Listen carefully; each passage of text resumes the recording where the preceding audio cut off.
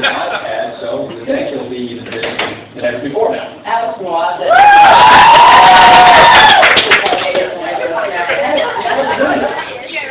It's good and it's fantastic. In terms of you can't hire, can you even find enough people to hire? We really are hiring across the board for engineering positions, strategist positions, project managers, designers, not just technical positions, but your non-technical positions as well. You can't find enough of them here in this country, can you? Or maybe you can. In this country, well, we have to expand outside of New York. That's where our headquarters are currently. But we are looking at LA, Boston, Chicago, are all on our roadmap. And then after that, sky's the limit, really. Oh, yes, about the new iPad. Yeah, because we talked about some of the features and it was talked about network all day long yesterday. It needs what for you? Is it a higher resolution screen and everything else? You have to go in and redesign all the apps you make, or is it not that complicated? Apple does a great job in terms of supporting these new features going forward in their devices. It doesn't require us to retool some of the applications that we've made already for the iPad. So there are existing apps we've made for our clients, and those will just look much better, much cleaner, and provide an even better user experience. So they've done a pretty good job at having that forward compatibility. We've had a long discussion. I don't use that. I have an iPhone and an iPad, and I don't have that many apps because I find that most of them, I'll download them, particularly free ones, and use them once or twice, and they just don't add value. How do you prevent that from happening? How do you avoid it? Do you think that that's a problem? I think if you look at the app market on Apple specifically, there are around 600,000 different applications. And given in any kind of market like that where you have that wide variety of selection, there are going to be applications that trend towards the top. Yeah. And there are premium applications where you can get a lot of repeat utility and use out of them. And that's what we work with our clients on, to help figure out why are users going to come back and reuse this application again and again. What's the biggest reason for that? Because that's so true. I mean, I have, some apps are horrible. Some of the companies are horrible.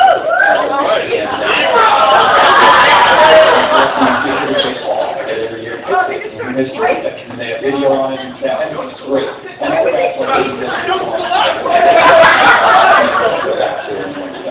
honestly, what it comes down to is thought and thinking of these things through. If you are putting the time and effort to really think through all the different use cases that people want to use your application, what does that mean for my user and my target market, then you're going to plan that out and think, all right, I'm going to have you download this, but now why do they want to come back and use it? What are those user companies? And that could be any company from a Lowe's to Time, which you don't work for, or General Motors. What do they want? What do they use the app for in terms of relate to the customer?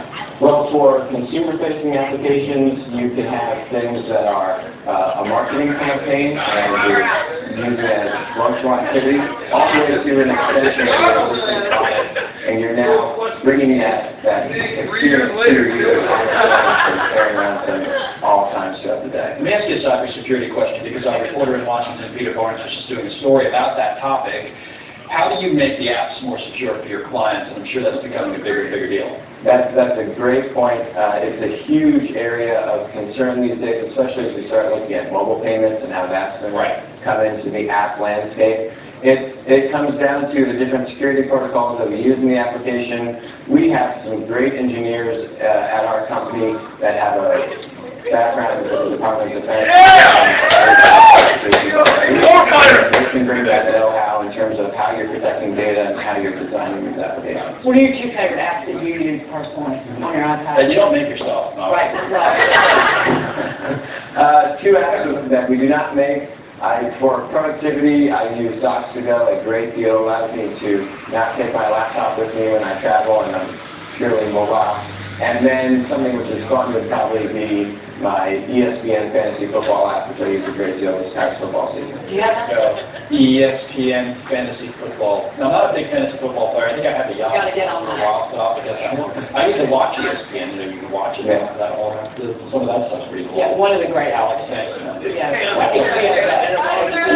HBO. That's a great one. They blew it out of the water because it's like, here's everything we've ever made. Just have at it. All you have to do is subscribe. That's changing their business model just fundamentally. Applico is the company. Get the Fox Business app while you're walking so you can watch our interviews. Thank you very much. My pleasure. This conversation will continue. Thank you. I have one more question.